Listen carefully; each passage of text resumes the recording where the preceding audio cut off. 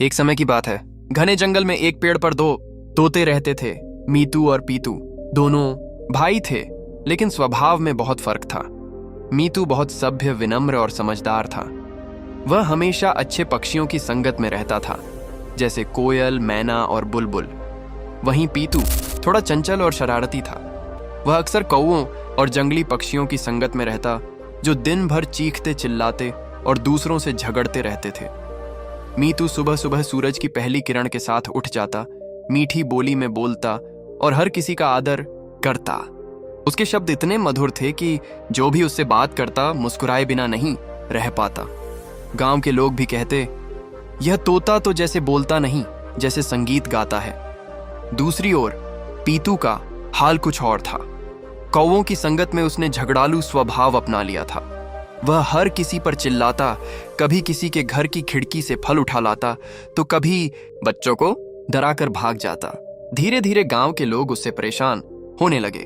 सब उसे बदतमीज तोता कहने लगे। एक दिन भयानक तूफान आया, पेड़ हिलने लगा और दोनों तोते डर गए। तेज हवाओं के कारण दोनों भाई अलग अलग दिशाओं में उड़ गए। मीतू एक साधु के आश्रम में जा पहुंचा। वहीं पीतू एक शिकारी के घर के पास जा गिरा। साधु बहुत दयालु थे। उन्होंने मीतू को उठाया, उसकी देखभाल की और धीरे धीरे वह वहां का प्यारा साथी बन गया। वह साधुओं की वाणी सुनता, धैर्य, दया और प्रेम की बातें सीखता। अब वह जो भी बोलता उसमें ज्ञान और प्रेम झलकता। हर आगंतुक का वह स्वागत करता और कहता, आपका स्वागत है, कृपा करके भीतर आइए। दूसरी ओर पीतू शिकारी के घर में था। वहां रोज हथियारों की खटपट, शिकार की बातें और हिंसा भरी बातें होती थीं। धीरे धीरे पीतू ने भी वही भाषा सीख ली।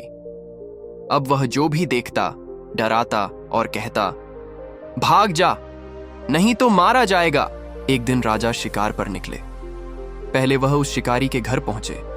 बाहर पेड़ पर बैठा पीतू जोर से बोला, अरे भाग जा, यहां मौत है, जल्दी निकल जा। राजा डर गए और जल्दी से वहां से निकल गए। कुछ आगे बढ़ने पर वह साधु के आश्रम पहुंचे। वहां पेड़ पर बैठा मीतू बोला, आपका स्वागत है महाराज, कृपया भीतर आइए। राजा चकित रह गए। दोनों तोते एक जैसे दिख रहे थे, लेकिन स्वभाव बिल्कुल विपरीत था। राजा ने साधु से पूछा, गुरुदेव, ये तोते तो एक जैसे लगते हैं, फिर एक इतना विनम्र और दूसरा इतना क्रोधित क्यों है? साधु मुस्कुराए और बोले, महाराज, संगत का असर है। एक ने साधुओं की वाणी सुनी, प्रेम और शांति सीखी। दूसरे ने हिंसक लोगों की बातें सुनी, क्रोध और डर सीखा। मनुष्य भी वैसा ही बनता है जैसी उसकी संगत होती है। जैसी संगत वैसी रंगत। हम जैसा वातावरण चुनते हैं वैसा ही हमारा स्वभाव बन जाता है।